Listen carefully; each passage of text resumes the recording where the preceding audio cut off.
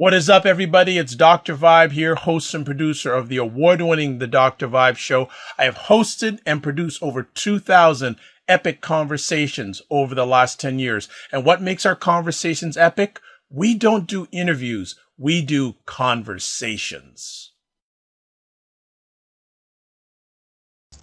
What is up, everybody? It's Dr. Vibe here, host and producer of the award-winning Dr. Vibe Show. Also certified empowerment coach, president and CEO of Express Your Vibe Coaching and Communications. And as always, I'd like to say you're blessed and highly favored. You're a magnet for miracles and you're a solution for someone's problem. I am jacked because we got another epic conversation here. And remember, I'm the host of Epic Conversations, and the Dr. Vibe Show is a place of epic conversations. And right off, if anyone has any comments, questions, etc., put them in the chat room, and our hip-hop heads will answer them directly. So let me give you some background. A few weeks ago, I was hanging online with Alexander Williams, the man in the shirt with a collar. We were having a conversation about, I know, he's a sharp guy, the young guy, he's the young buck, he's sharp dressed man. And we're having a conversation about white supremacy. And as the conversation was going on, I go, interesting. The front face of white supremacy is white men. And the front face of hip hop is black men. And since especially 2017 has been an interesting year for black men versus white men in a lot of areas, I thought, let's have an epic conversation about hip-hop versus white supremacy. So that's the background. I've got both of them here. They're both from the left coast, so they're not too far away distance-wise from each other. So first things first, I'd like to welcome LeRon Barton. How you doing, my man? Good, man. Thank you for having me again, man. This is starting to become a regular occurrence. Is that a problem? No, not good. Not I just want to make sure. I'm always humbled to be on the show, Dr. Bob. I'm excited to work with Alexander on this discussion. I mean, hip hop is integral to my life. I mean, I don't know what, where, or who I would be if I did not have hip hop in my life. It's just such a big part of it. So I'm 100% jazzed to talk about it, and I'm also really jazzed to talk about it in the relationship with racism, white supremacy. So Dr. Bob, you know that I'm always down to talk about that. You know what I'm saying? Like it ain't. Well, you know what? Whenever I hear white supremacy, the first person I think about is you, because you have mentioned it on my conversations more than anybody else I know. And the regulars on this show, when you're not on, and they talk about white supremacy, they're always referring back to you. So you got it implanted. You are the white supremacy curator for the Dr. Vibe Show. I'm just striving to just tell the truth, and just like what the great Malcolm X said, just make it plain. Right. Just be a little bit careful when you're leaning your head, because if you can go just a little bit the other way, other way, other way a bit more. Yeah, there we go. Now you're good. You're good. All right. Now I'm gas. All right. So, can you give a little background about yourself to our audience? Yes, sir. Again, my name is LeRon Barton. I'm from Kansas City, Missouri. I live in San Francisco, California. I'm a writer, journalist, author. I've written 2 books. First book is Straight Dope, a 360-degree look into American drug culture. And my second book, All We Really Need Is Love, stories of dating, relationships, heartbreak, and marriage. I write essays about race, mass incarceration, politics, gender, as well as dating. My work has appeared in Salon.com, The Good Men Project, BuzzFeed, SF Bayview, Elephant Journal, Those People, Ravishly. I know that I'm forgetting a lot of publications. It's all right. And I've also appeared on Al Jazeera, the stream, to talk about colorism. So that's just pretty much me in a nutshell. So as you can tell, white supremacy is something he likes to chat about. So next guest, we have Alexander Williams, a gentleman who's been on the Dr. Vibe Show many times, and definitely the youngest regular of the Dr. Vibe show. And so give a little background about yourself, man. Give us some background about yourself. Well, to ditto on what LeRon said, I am a writer myself, an essayist, a author. I have work that's on the Huffington Post. I have a blog there. I write stories and training materials, both academic, professional, and technical. I am working on my dissertation right now, so that way when I get into grad school, all I got to do is edit it, because I don't want to be writing that while I'm doing it. And part of why because this just happens to be what my dissertation is about. So I consider myself well-versed on the subject as also a musician. So I'm very pleased to not only offer a personal and black or mixed race look at this, but also from an academic standpoint, because I believe that the academic component of rap is the most criminally underrated part of it that people fail to recognize. So I'm really excited to be able to give that type of perspective. Wonderful. This is going to be epic tonight. Good stuff. I'd like to just shout out right on the front end, Dr. Tachi is already in the room. So Dr. Tachi, if you have any questions, comments, please, you know that I will share them with our black male thought leaders to give their insight on. So I'll first ask LeRon, it was interesting, before we came on live, you mentioned how integral hip-hop is to your life, or has been to your life, and still is to your life. Can you expound on what you mean by that? Yeah, I think that growing up in the ghetto in like the early to late 80s, hip hop kind of reflected the environment that I was in. It allowed to give me a voice to what was going on. I mean, I remember listening to EPMD, listening to Salt and Pepper, listening to Dana Dane, of course, Eric B. and Rakim, and that allowed me to gain a very close relationship with my brother, with my aunt, as well as to encourage me. I shouldn't say encourage, but it allowed me. It planted the seeds, which would then bloom in me becoming a writer. There's honestly, there's probably not a day that doesn't go by that I don't listen to some form of hip hop. Not only listening to it, but just how I talk, how I dress, how I view the world. I mean, hip hop framed the world for me as a young black man. I mean, listening to people like Ice Cube and Chuck D, as well as The Message, what I consider to be the greatest hip hop song ever written. It kind of helped me see who I am as a black man, as well as how the world views me as a black man. Okay. Good stuff. Alexander, what impact has hip hop had on your existence? Well, I mean, just to add on to LeRon, hip hop has given me so much personal freedom.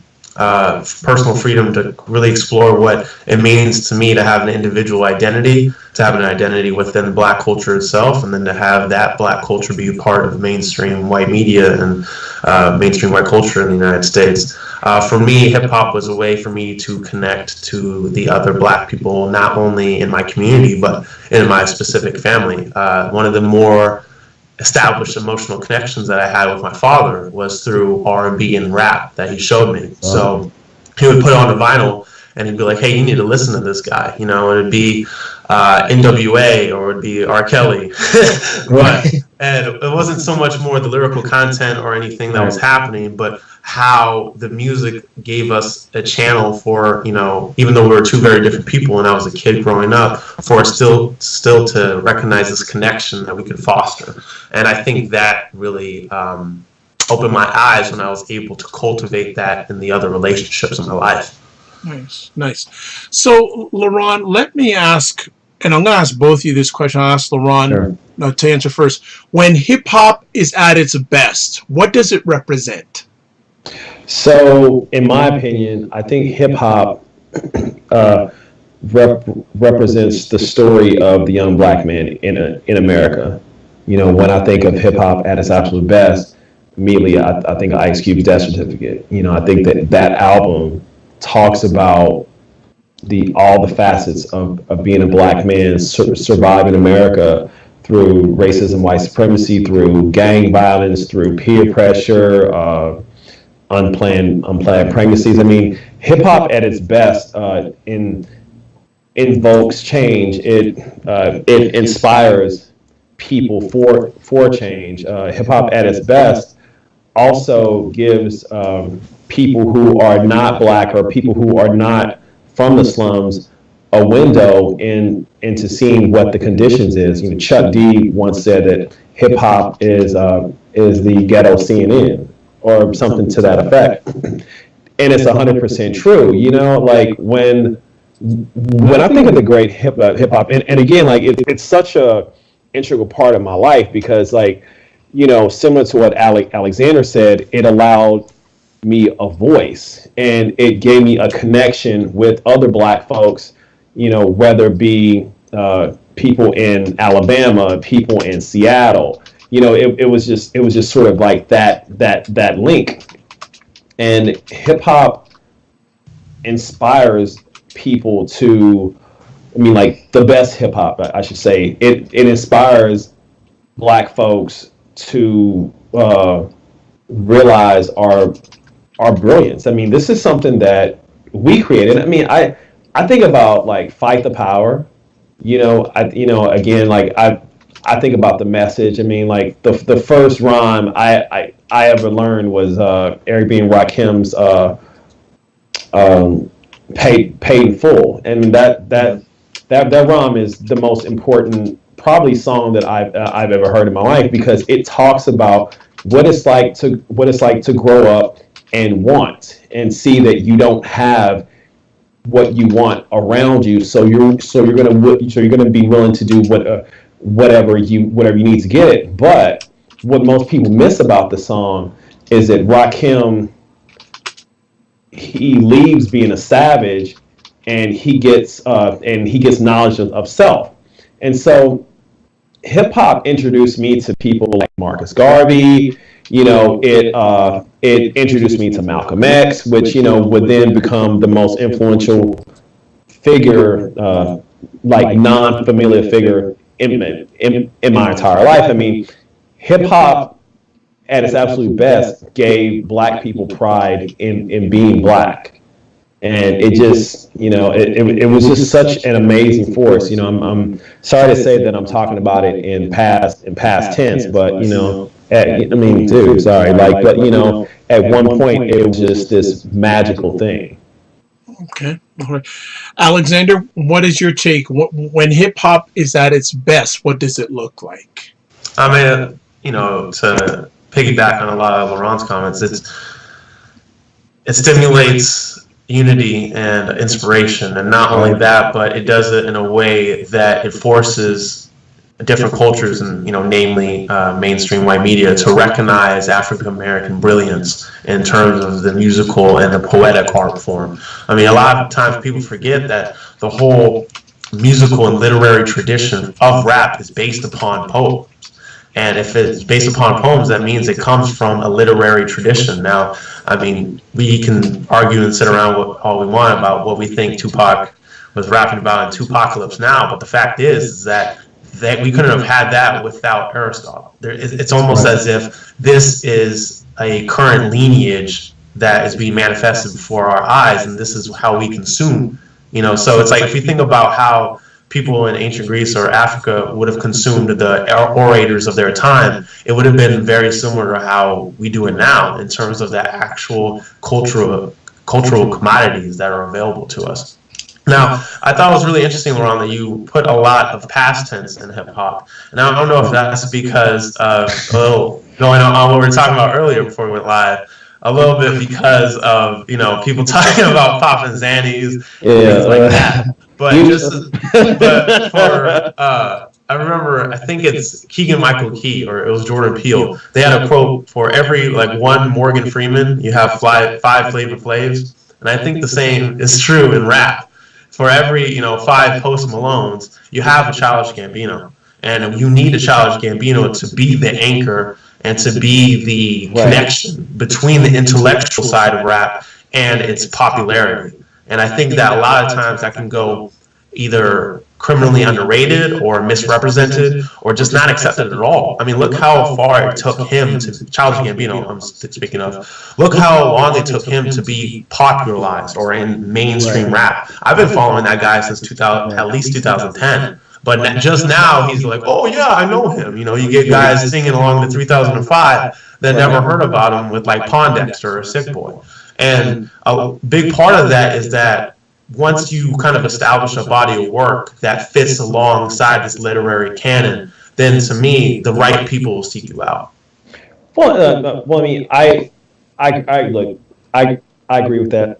So the reason why that I referenced the past is because, I mean, I've been listening to hip hop since '87, so I've seen the genre grow and change. And just keeping it all the way live, man. Like, I mean, there's a lot of garbage hip hop. I mean, it's a lot of trash, and it breaks my heart because what it could have been, and just the fact. I mean, but Alexander, like you know this, man. I'm like, whatever art meets commerce, right? It just totally changed it. And I think that something like the De La Soul once said, back in the day, everyone wasn't a rapper because they couldn't be a rapper, because to be an MC it required skill. And so now, when I listen, like, I don't listen to the radio, I don't know what's going on. But like I think the song Jesus. I think the song Bodak Yellow's cool. Like, I mean, it's it's what it is. It's a young lady by the name of Cardi B. Cardi B. Look her up, though. I mean, see, you know what I'm saying? That's why you're the young one here. That's what's up. Nah, man. But I mean, like, I just think that you brought up Post Malone, and I just like I guess the guy Mark Anthony Neal. He was talking to a group of people alongside Ninth Wonder and Combat Jack about the same issue. And Mr. Neal said, we had our Vanilla Ices, but I think the difference between then and now is that we weren't defined by whackness. Like, we have, I mean, like, Little Uzi Vert and Migos, they're like running the rap conversation. So if you go back, see, this is 2017. You go back 97. B.I.G.'s second LP dropped. I mean, we had some great stuff, and you fast forward. I mean, like, Kendrick can't save us all, dog. I mean, it's like, Childish Gambino's dope. Kendrick, he's probably the best MC today, but there's just such an imbalance of just bad stuff. I mean, it's bad, man. And I completely agree with you. And I mean, debating about who's the best MC in the game right now is a completely different argument. Right. But I mean, more than we'll have that any day. But I think what was really interesting point that you bring up, and I think that's really what needs to be talked about when we're talking about hip hop versus white supremacy, is first, because in the United States, so much of the media and so much of the culture that we consume right now is dictated upon commercialization and marketing. And so that's why we need people like, still like underground artists, like Immortal Technique, for instance. Right. Like, that's why these people still serve as these anchors, because they still defy that type of commercialization. And that's why I have so much respect for people, for just, naming rappers, who take so long to just like sign a deal because they refuse to not sign with somebody that sees their artistic value, and I think that's really where a lot of the crux of this problem lies, is we start to see white supremacy break the armor of hip hop when commercialization is putting the weight behind it. Can I just interrupt for a second, guys? Because you're flowing so good. Dr. Tachi is saying, Bodak Yellow makes no sense to me. #rubbish. Then she says exactly, Kendrick seemed to be carrying the weight. Man, like Cardi B, she's all about she's all about making those money moves. So I mean, like, sorry, I mean, like, it's an interesting song. You know, it's catchy, but yeah, I've never heard it. I hear about this Cardi B, and I just go, yeah, whatever. Next. right. But but Deuces. Yeah. so let me ask both you. When I brought this topic to your attention that I wanted to have both you on, what was your first reaction? Well, I mean, might as well let LeRon go because he's been setting the precedent, and then I kind of just pick up where he goes. Nah, you know what? I just I was really excited because I mean, protest music, just black music, has always been really important in fighting racism. You know, I was I've been listening all day to this song called "Freedom Highway." It's a cover of a Staple Singers song. Yep. by Rhiannon Giddens, and it is an incredible record, right? It's one of the best songs I've heard in the past couple years, and it just kind of just goes to show you that, like, music was such a powerful medium in fighting racism. And when I think about hip hop, and the subject, I'm like, I think about, man, like, like, we could have done so much more, but art and commerce, man. Okay. Alexander? I mean, to me, it's just kind of like we have to think about what happens when white supremacy deems that black people are having too much fun. And what I mean by that is when Biggie and Tupac were at the height of their power, not just in the hip-hop world, but culturally, they were taking over what teenage white mainstream kids thought and how they dressed and how they felt.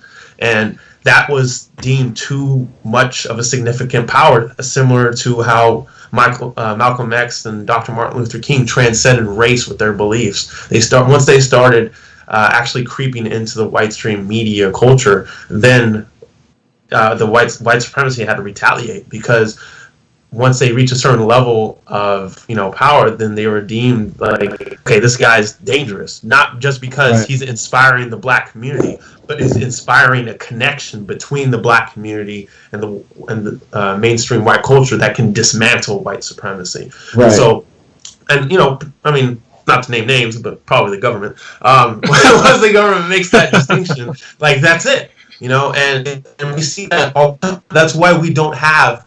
So that's why we haven't had another Martin Luther King. That's why we haven't had another Biggie, because either they never get discovered, or they get killed before they can actually have that type of impact. Because if you think about it, like, there's one thing of history that never really gets repeated, and that's people's mistakes. Like, empires never really make the same mistakes over and over and over again. It's just like a snowball effect. That's kind of like what ruins them.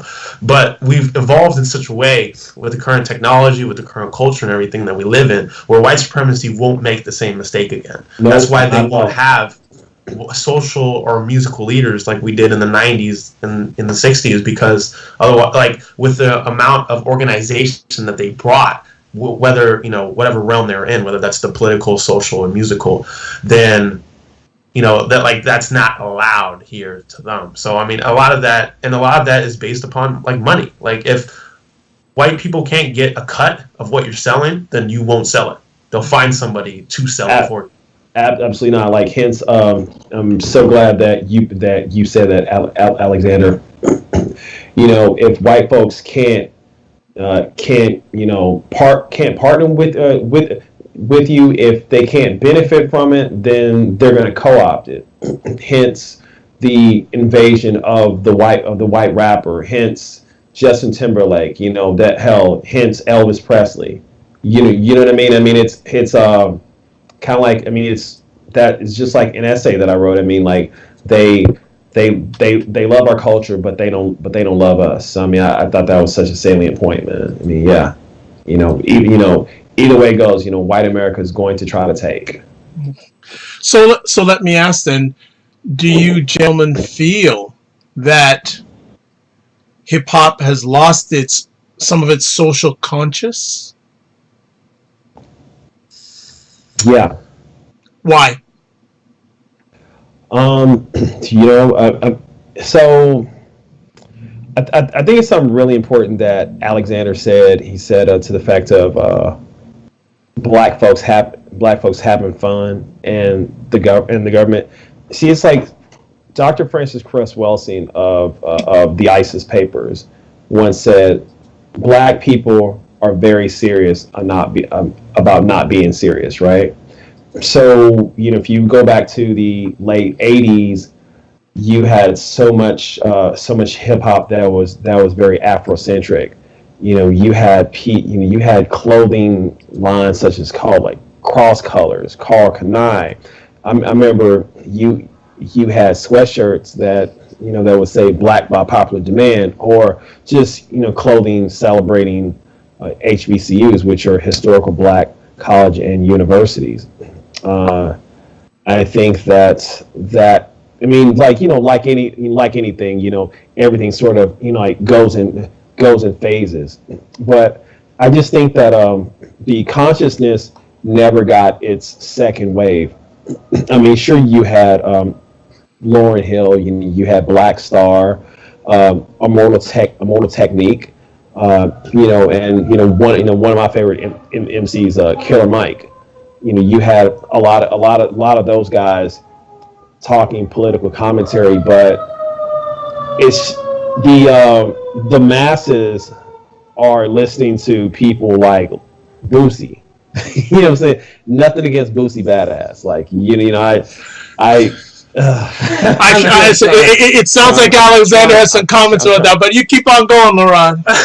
I'm trying not to slam black folks today, but I mean, so I don't think that it ever got that wave, and due to where the money's going, it's just that and considering that over 80% of all hip hop is purchased by white people, I don't think that they're going to want to buy something that is preaching Black self-respect, self-realization, talking about Marcus Garvey, talking about Malcolm X. We want to party, man, and like we want to sip lean and have have menage a trois, and so popularity and money always went out over a message, and so those hip hop artists have just sort of just drowned that message out. Before we go any, go ahead. Not saying that there aren't acts doing it. I mean, Kendrick Lamar's "To Pimp a Butterfly" was a socially conscious album. You know what I mean? But it's like that. But again, as I said before, that's one artist, and of course, for every Kendrick Lamar, you have 5 Post Malones, right? Rockstar. I mean, it is what it is. Just before we go a little bit further, there's a gentleman who I had on the Dr. Vibe show at Home of Epic Conversations a little while back, who has a book out called Blackout, and he actually has about 40 years in the Black music industry. And wow. one of his most recent tweets said, and we're not talking, he said, this was on December 17th, Paul Porter sent on this tweet, white rappers are in. 8 out of the 10 top iTunes singles are by white artists. Coincidence? No. Dr. Bob, let's think of it this way, right? 80% of all rap is bought by white people, right?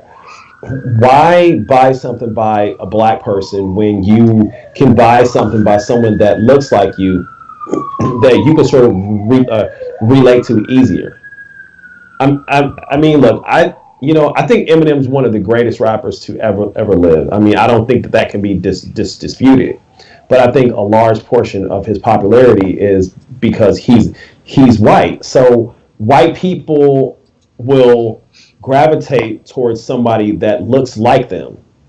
Do you understand what I'm saying? Yes, I do. And I think Alexander's back. I thought we lost him for a second. He is back with us now. Now, Alexander, you're going to have to move over a little bit because you're sort of right there is fine. Beautiful. Right there. Okay? So Alexander, I want to flip it on to you. Do you feel that hip-hop has lost some of its social conscious? well, to piggyback off of what LeRon said again, I mean, I think it's kind of like, it's not necessarily that rap. You're gonna move the other way. Yeah. Okay. Oh, it's not that rap has necessarily lost its social consciousness. I think just the availability to access it has. It gets drowned out by so much of the popular stuff that gets put out by the radio stations and by, you know, television, that it just becomes that much harder for people to seek out artists that actually tell them what's up. And so I think that as the availability, you know, to their access dwindles, I think the public perception of that availability will dwindle as well. You know, it's kind of like why people think, oh, well, there's not like really good writers anymore. There's not any more good books. It's like, yeah, there is. You just haven't heard them because either you're not putting the effort to, or people are directly not trying to make you find it. So when we think back to that statistic from that tweet that you said to us about how 8 of the 10 top iTunes singles are done by white rappers, it's the same thing, because like rap is such a black institution that white people have been trying their hardest, like all of their energy to try to crack it. So that's why you got like, they tried to use Eminem, got too accepted into the black community, so it wasn't going to work out for them. So that's when they try to use people like Macklemore and Iggy Azalea. I'm actually really surprised I remember her name. But they try to use these types of artists now, you know, most recently Post Malone, because they kind of realize, okay, this is what's marketable right now, and this is what the kids are listening to, and this is how we can make a white artist reflect all of that. And the way that they co-opt it is then they give them legitimacy, because they're like, oh, well, Iggy Azalea has a black husband. So because they have a black husband, her issues or her, you know, views are then, you know, part of the black viewpoint, because she's so integrated, you know, because she's so intimately integrated in that community. But the really thing that we have the big distinction of that right now is when we're being like lied to in terms of this access to the actual consciousness of hip hop, or when it's just our fault that we're not demanding a higher quality product from the people that we listen to. I mean, it's the same reason why I talk about the problem of hip hop artists not doing enough in their communities. You know, like rappers need to be. I mean, I'm not, it's not my position to tell a person how they should live their lives or the type of person that they need to be, right? But if you're rapping about being the greatest person or about being the greatest rapper, you can't be the greatest rapper unless you're also a big community activist, because such a big part of rap is the stance and the work that you do in your community. So I think for me, it's kind of, I guess not easy, but what makes it a lot more tolerable to know that I live in this type of world where, you know, a lot of these people are getting, you know, the top 10 singles for iTunes, is that I feel comfortable because I still have access to the rappers that are still putting in that work, you know, not just musically, but also artistically. So, okay. I've got one of the regulars of the Dr. Vibe show, Think TV. She's saying, I don't believe that white supremacy talking point that 80% of rap is bought by whites. This is another lie they will use to take over rap hip hop, which is why 8 out of 10 top rappers are white. Does that make sense? You have to clarify that point. I'm not 100% clear on that point. But what I want both of you gentlemen to do then is, based on the conversation we've built up so far, where do you see the battle, or who's winning if there's a battle between white supremacy and hip hop? Who's winning the war right now based on the social political climate in the United States at this present time? I think it's white supremacy, right? Doesn't white supremacy win most of the time? Like, it's kind of undefeated. Okay, so well, that's true. That's an interesting quote. You don't mind if I tweet that out? That white supremacy is undefeated. White supremacy on Father Time, man. They're undefeated. They take no L's. So since a certain president has come into power in your country, because I'm in Canada, north of your country. Justin Trudeau, man, what's up? Send him our way. Yeah, and how do you feel has hip hop addressed white supremacy since it's been quietly on the rise. Has it addressed it at all? Is it ignoring it? Or is it all about just making the dollars and forget about the social political climate? I'm going to go with the latter, to be honest with you. Here's the thing, right? I mean, it's sort of a symptom of a bigger problem, right? And a lot of black people feel like that when they have made money, when they can buy a big house next to a white person, when they have a car, when they got white folks buying their CDs, where they're kind of above that, right? So they're saying, you know what, man, racism, it ain't really that real. All you gotta do is just grind hard. You know what I mean? You gotta what I say, if you don't grind, you don't shine. If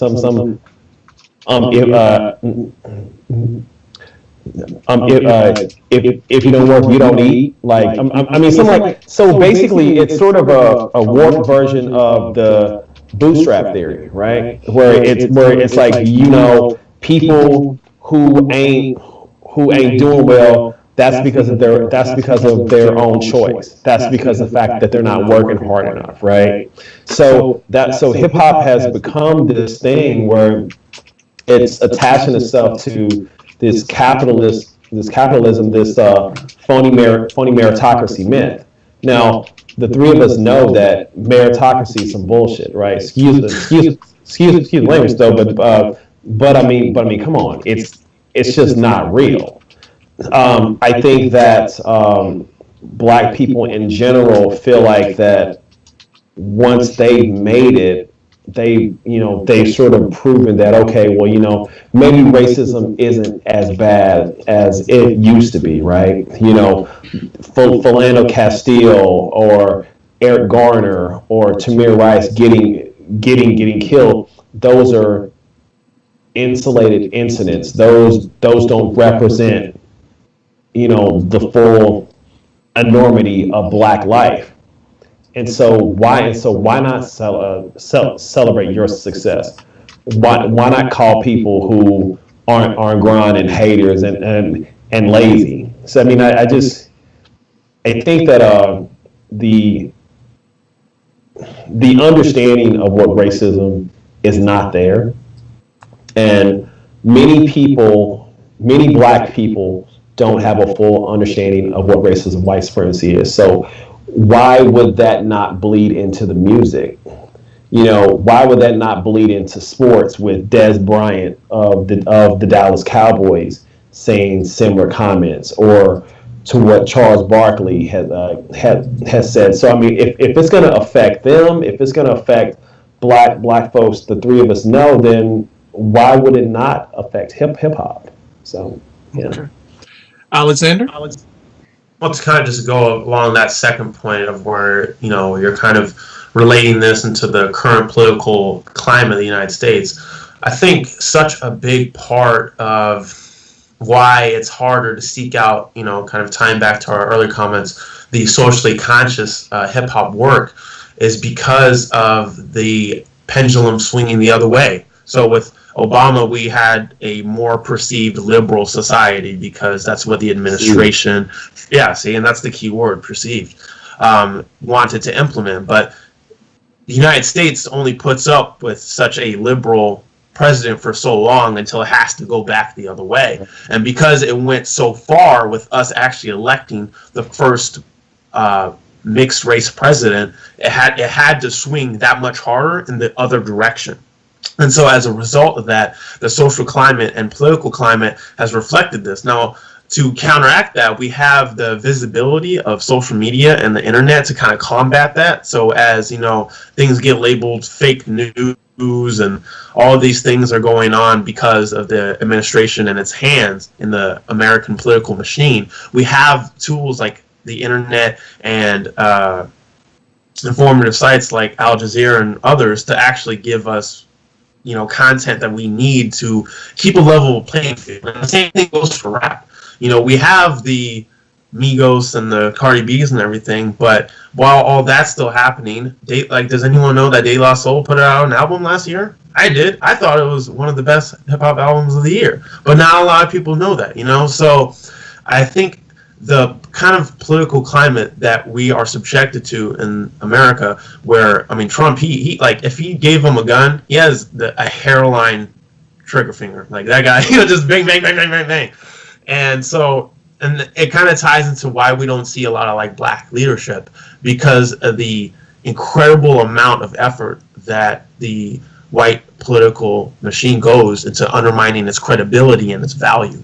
And once that credibility goes out the window, then you don't have white people listening to you or even acknowledging you exist. LeRon, did you want to add anything to that? You sound like... No, man. Like, I think Alexander hit the nail right on the head. There's not really much that I can do with that. So, gathering from what both you said, and correct me if I'm wrong, the white supremacy, though a lot of people may think it's an aggressive, it almost seems to be like a quiet little snake slithering through the grass when it comes to hip hop. Like, it's another area where, from what I gather from both you, they've always won the war, and the war, if they have a war with hip hop, they don't have to fight it aggressively.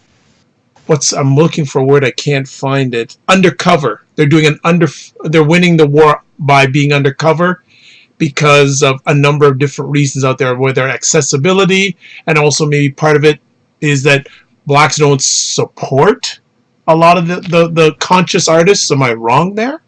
No. No. I'm sorry, Alexander, go on, please.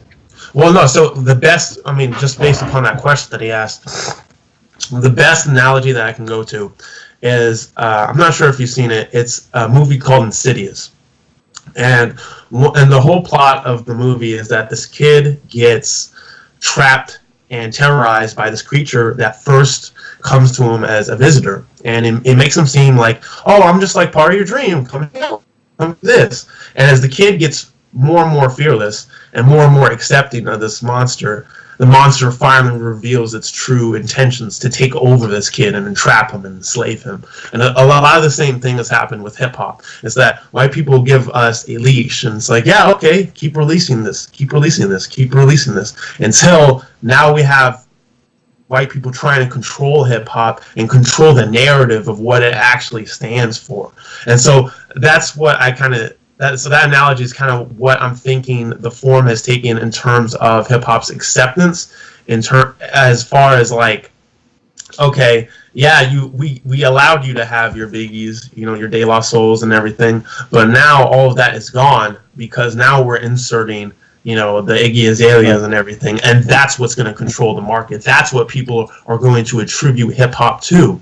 And so that's, once you control the narrative and once you control the market, then you control people that access it. Good point. LeRon? Yeah. Something that Alexander said that was really important. This accessibility of different kind of music. It kind of reminds me of something that I heard the late Elijah Muhammad said. He said, if you give people a choice between clean water and dirty water, they're going to pick the clean water, right? And so, expounding on what Alexander said, there's not really a lot of choices. I knew that De La Soul came out with an album last year. It has Snoop Dogg on it, so I'm a humongous Snoop Dogg. Some and I heard that it was real dope. But De La Soul, unfortunately, is great of a rap group. They're one of the greatest rap groups to ever do it. As great of a rap group as they are, they're not as appealing as, say, Amigos or what's some of the other silly little groups? Kodak Black, Lil Uzi Vert. So I mean, it's what's that kid 21 Savage? He's a popular one, isn't he? Fam, I've never heard of him. I've heard about him. I've seen him. I'm like, no, but I mean, but so I mean, like, going back to what you said though, I mean, it's all about the choice. So like, if we're not given a choice, like the radio, there used to be this saying when I grew up, the radio plays the same 7 songs over and over and over, right? And so, like, I seriously doubt that people think Future's that good, right? I mean, he's like, I heard the song Mass Off and it was terrible. But for some reason, the market has cultivated a taste that wants Future. So they play it over and over and over. And and I know that if you see something on a consistent basis, you're gonna be sort of attracted to it. You're gonna want it. It's not because you think that it's good, but it's just that you've just been conditioned to want it. So again, going back to Alexander's great point, it all comes back to choice, Dr. Bob. I mean, like, if we're fed a steady diet of action films, right, then we would not be able to see the great art like Boyhood or 13 Years a Slave. It's just, gosh, like, accessibility is such a big thing. Now, one point that I want to make, another thing, is that Alexander said that white supremacy wins hands down, and that's true.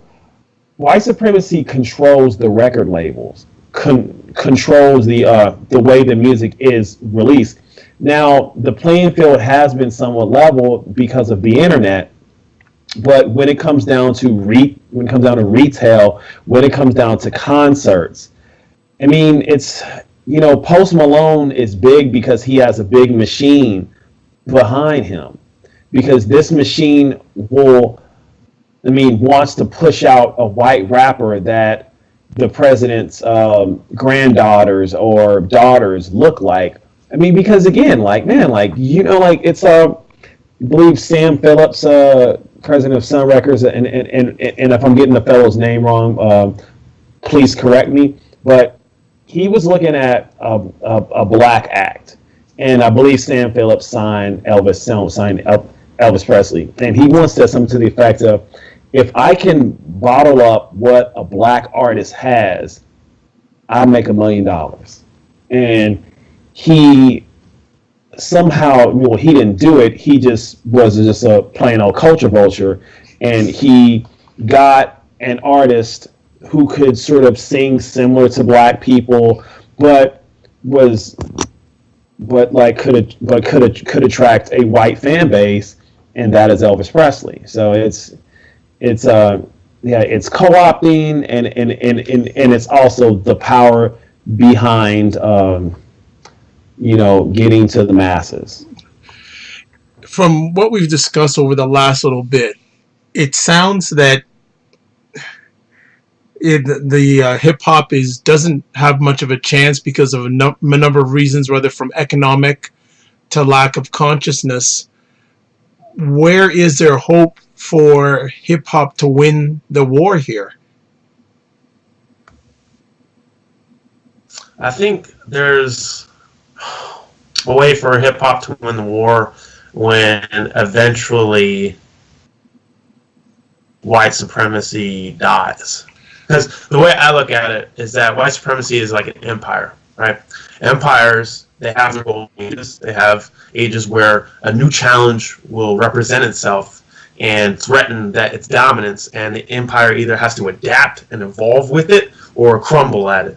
And what white supremacy has been really good at is meeting each challenge and evolving with it. Absolutely. But one thing that it can't evolve past is technology. And I think technology is the greatest threat to it because of the accessibility that it presents. That's why I think that the net neutrality trial is so much more important than people recognize, because it allows certain internet providers to deem what is acceptable in terms of content. And once you give a provider power of censorship, you give them power over accessibility.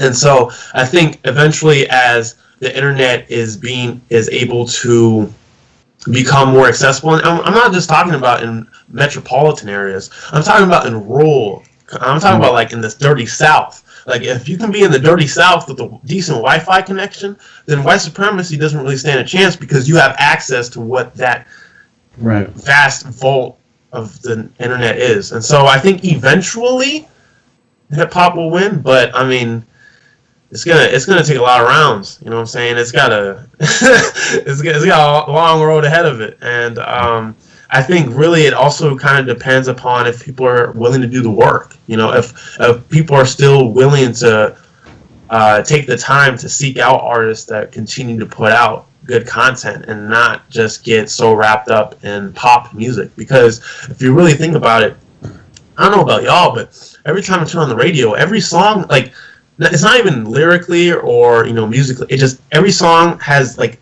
a pitch that's exactly the same. Like if you really like take a listen to it, it's like, oh, they're just using these 4 scales over and over again, but they're just like switching up like the octave, so you think it's completely different, or they're just like using violins instead of like piano. And I think as people are able to recognize the repetitiveness and the lower quality of product that the commercialization is putting out to them, I mean, I think with the combination of technology, I think that might really strive people to kind of take a much more grassroots approach again. Ron. I think hip hop will win when there's more variety. You know, I think that going back to 87 to 94. I think you had a Too Short alongside a BDP, alongside a Ghetto Boys, alongside a Poor Righteous Teachers, who sat next to an Ice Cube, who sat next to a Mobb Deep, who was also next to an Outkast, Snoop Dogg, Slick Rick, Rakim. You just had this spectrum of artists, and it wasn't just one thing. So I think that I have hope in. I don't know about the quality, because I think that for me, and this is totally off subject, but I just think that we're in this culture to where if you don't like something, you criticize it, you are a hater. Yeah. And so the standards are as low as the Roy Moore, Doug Jones election. I mean, it's just a low fucking bar, right? So I think that, but I mean, with all that being said, right, I think that the internet is the best thing to ever happen to hip hop from an exposure standpoint, because I mean, we have a lot of these young cats that are just making music, and a lot of it's not good, but some of it's just mind blowing, man. So I think that the genre walls are starting to blur. And once we get rid of the middleman, which is the record companies, because like record companies are just gonna fade out. I mean, if you look at it, like Universal owns so many record labels, right? Once they start to fade out, and once it is truly independent, then I can see hip hop getting back to an essence of just putting out songs. And I mean, like when everything wasn't so album driven, when it was just like LPs, you feel? And so I see a silver lining here, man. And if we're able to do away with the net neutrality laws, then I mean it's going to be sky's limit. I mean, the quality may never be there. I mean, we'll never see another Snoop Doggy Dogg. We'll never see another Slick Rick or another Lauryn Hill, maybe. But just the fact that we will be able to access artists who, in the vein of say an Immortal Technique, right? And at the same time listen to an artist similar to Chief Keef. So I have hope in the variety. Quality, I mean, that's debatable. That's a personal. That is an opinion, basically. But yeah, no, I think that once the record labels crumble, you guys, we're really going to start seeing some really cool stuff happen, because then the gatekeepers will not be there. I think, just to add on super quickly, I think also hip hop will survive because the ideals and the reason why it's created will survive. Absolutely. So earlier in the beginning, Dr. Vibe, you asked us what hip hop meant to us. How did it impact our lives? We laid out a very idealistic and emotional connection that we had. And I think that what will also, besides the practicality of, the methods that we laid out of how hip hop will survive, hip hop will survive because Black people will survive, the same that they always have. And as Black people continue to survive and, allow us to continue to participate in our own culture, then white supremacy can't stomp all of us out. Nah, man. Bro, plus, man, like, hip hop won't go the way of jazz, right? And it's because the Black experience is so intricately tied to hip hop. Like, it's within its DNA. It's like you can't have one without the other. I mean, unless you listen to something like Atmosphere, which is just totally devoid of any Blackness. But that shit is trash. I'm sorry. keep it all like live, which is garbage. But I mean, still though, like, it's, Alexander brilliantly put, hip hop's not going to die because Black folks won't die.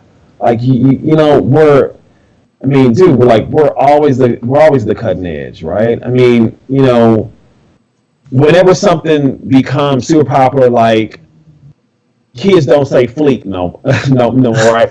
Because like, corporations grab this. So like, this ain't cool no more. We on to the next one. So we're always going to be creative, and hip hop is always going to be the voice of the ghetto. And unless the ghetto just is done, unless Black folks are just all economically well, then hip hop will forever survive. Okay. Well, before we let both of you go, and it's been an epic conversation, I want you both to give a message to the hip hop family. Give them some marching orders or best practices in order to combat white supremacy. So first, I'll let Alexander speak first. What are your marching orders, thoughts to the hip hop community in regards to dealing with white supremacy, getting the message out and making it effective, not only to the hip hop community, but the larger African American community? I mean, I think we just need to encourage and follow in the examples of, people like Kendrick Lamar, Childish Gambino, and Beyonce, not just because of the musical work that they do, but of how they transcend just being an artist. So to tie into an example of Childish Gambino, he's entrenched himself in so much of white culture that now they can't deny him. He's becoming Simba in the live-action movie of The Lion King. He had the creators of Spider-Man create a version of Spider-Man that looked exactly like him and that he voiced. So he's literally a Black Spider-Man. And if you think about the role that comic books have in mainstream white culture, then you can realize how amazing that is for him to demand a major comic book company to do that for him. And I think for us to really support these types of artists and to support the type of community work that their work demands, then I think we'll continue heading in the right direction. It's about, as much as it is, we place a responsibility on the artists creating the content, we have to take ownership of the responsibility as consumers and demand a higher quality of product for people to create. And as we navigate those waters, then and each party holds itself accountable, then we'll get a lot more of the results that we're seeking. LeRon? Man, fantastic, Alexander. I loved how you said that we need to demand a higher quality product. I think that being critical about something means that you love it, and as I said before, you have people saying, if you don't like something, you're a hater. And if we don't start calling it out for what it is, then this doesn't allow people to get better. Then it just allows this low bar of music to come out. You know, at the same time, look, I'm 39 years old, right? So obviously I should not be listening to Playboy Carti. He's not trying to appeal to my demographic. I get it. But we can't use the age as an excuse, because, man, look, Rakim was young when he did Follow Leader and Eric B. as president. Ice Cube was young when he wrote F the Police. So, you know, that argument is garbage.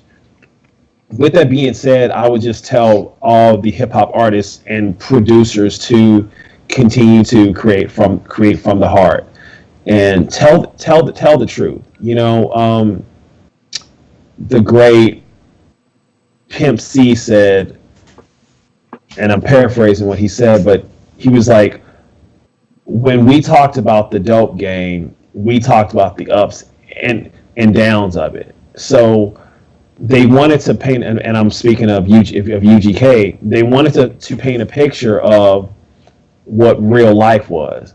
And I just want hip hop artists to get back to what real life, get back to what real life is, what real black life is, because it's not balling out of control. I don't know any black millionaires. I mean, they're not unicorns because they're out there, right? Obviously, but they're not as common as you would believe if you listen to a Rick Ross song. So I just want us to be honest, be truthful to ourselves, and don't be afraid to step outside the box. That's what makes someone like Kendrick Lamar great. That's one of the reasons why Childish Gambino got nominated for album of the year. The one joint he has, the slow song that he's singing. Redbone. Yeah, incredible record, right? Stepping outside the box, and also pay homage to what came before you. Mm-hmm. As a writer, so I'm going to start on my first novel next year, right? And I told myself, before I do that, I'm going to read everything that James Joyce wrote, because I think he's just the best. You know what I mean? I'm going to reread 100 Years in Solitude. You know what I mean? I'm going to, read just. I'm just going to reach back into all the great stuff, because I want to be great. And I was listening to Kendrick Lamar's Damn album with a friend of mine, and he said, what makes Kendrick great is he's a student of the game. And taking it to basketball terms, dude, like Kyrie Irving is an incredible. Oh, you had player. To go to the Celtics. You had to go there. But he's incredible because he is a student of the game, and his favorite player. You can't say too much about Kobe. So just innovate, be truthful, and be a student. Well, there you go. You rolled your Celtics, and as we were broadcasting this live tonight, Kobe's number 8 and number 24 being retired tonight. So you rolled it all in one shot. Very good. So, gentlemen, if I understand correctly, as we close out here, you're saying the artists that get there, respect the pass, don't sell out, and for the consumers to buy good stuff but support good stuff. Absolutely. All right. That is it. I knew it was going to be epic. The left coast gentlemen hit it out of the park. They were out of bounds as always. Always the West Coast, man. Left coast, man. Left coast. West Coast. There you go. Well, thanks to both of you for taking time out of your positive, productive schedules to make this an epic conversation. Before we let both of you leave, can you possibly share your contact information, Alexander? Alexander, you had a dissertation. Is it long? No, I'm still in the process of writing it. I just wrote the abstract. So, I got 200 pages I need to write. I'm on page 5. Okay. All right. So, well, definitely when that 200 pages done, if you're comfortable, we'd love to hear some highlights from it and to share with us. We'd really appreciate that if you're comfortable with that. That'd be fantastic, man. Always. All right. Give your contact information, sir. Tweet at me, Dan the Malformed. Check out my HuffPost blog. Just type in Alexander Williams, Huffington Post blog. I'm going to be releasing a new one this month, so keep an eye out for that. And just let me know what you think. Excellent. LeRon Barton. Yes, you can find me at www.leronbarton.com. I'm also on Twitter at Mainline LeRon. I have an Instagram, LeRon L. Barton. And gosh, you know, I'm a pretty much regular on Dr. Vibe. I'm always looking for a great conversation. If you liked or disliked what I said, please contact me. Just leave the nastygram stuff out. Yeah, I love how you slide that in. That is good stuff. Absolutely. Exactly. Well, it's Dr. Vibe here. I'm host and producer of the award-winning Dr. Vibe show, the home of Epic Conversations. I'm the host of Epic Conversations.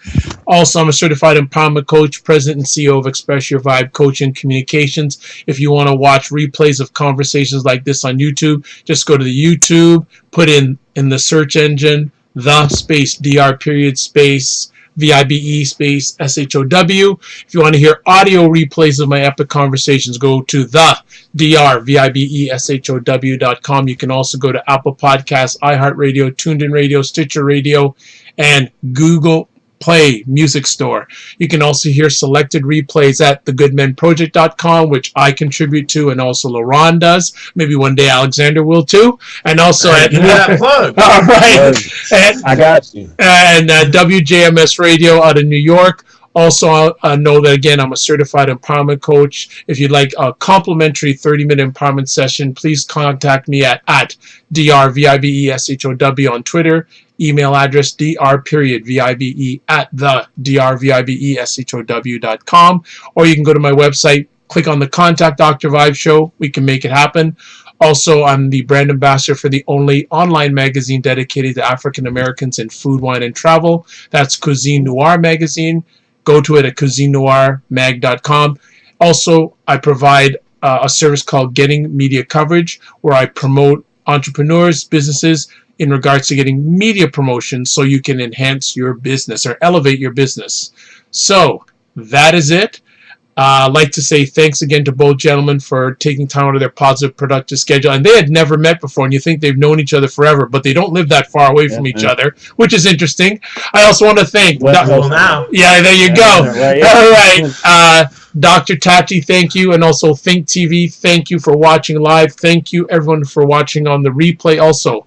So 3 last things. Remember, live your life as a dream. If you can dream it, you can make it. Also, sometimes you have to get smaller to get stronger. And finally, God bless, peace be well, keep the faith. There are still more epic conversations to come on the Dr. Vibe 4 show before 2017 ends. So stay tuned and walk good. God bless. Thanks for watching. Good night. What is up, everybody? It's Dr. Vibe here, host and producer of the award-winning The Dr. Vibe Show. I have hosted and produced over 2,000 epic conversations over the last 10 years. And what makes our conversations epic? We don't do interviews. We do conversations.